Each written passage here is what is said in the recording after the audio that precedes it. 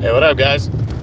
So, True Boxing here. Want to get to my next What's Next category. This is episode 2, and we're discussing Oscar Rivas today. In January, Rivas scored an upset 12th round TKO over Bryant Jennings, former world title challenger.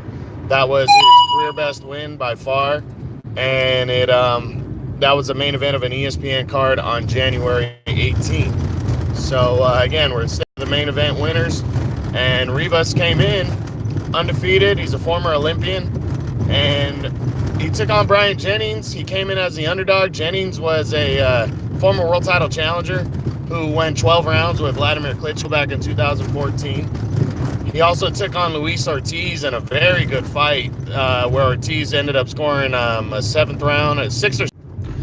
But Jennings was very much in that fight, and against Ortiz, it was a really good competitive bout.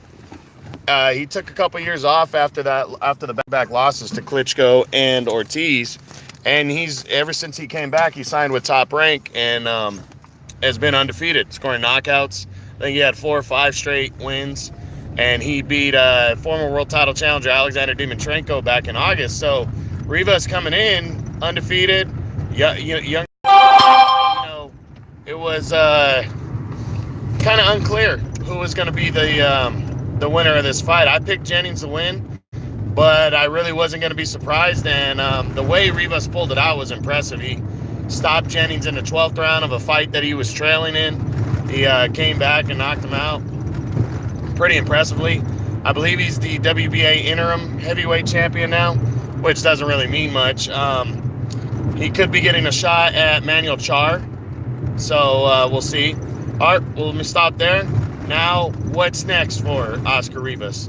Well, as I just said, there's Manuel Charr, who's the WBA regular champion. You got Anthony Joshua as the heavyweight champ. So it's kind of unclear. Top Rank doesn't have a lot of big name heavyweights, but they just signed Tyson Fury, which was huge. And then they also have Kubrat Pulev, who's not undefeated. He's a mandatory number 1 contender right now to one of the belts.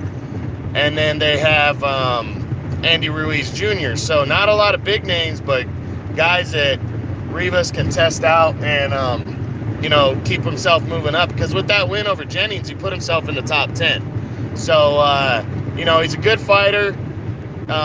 Jennings is always an awkward guy to fight anyway. So it's kind of a tough fight for him. But he wasn't trailing badly in the fight. It was close. And he got he dug deep and got a nice 12th round TKO over a aging heavyweight contender. So I'm interested in seeing what Rivas does next, seeing how he can compete against some of the other guys.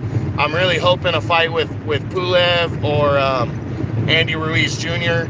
or even, I think Andy Ruiz isn't with Top Rank anymore. He might be with PBC now. But even Tyson Fury would be interesting. So don't hold your breath on this guy. We might see him in a lot better fight than we expect, especially if the Fury fight falls through, considering he's coming off a nice win. So just got to wait and see on this guy, but definitely check him out.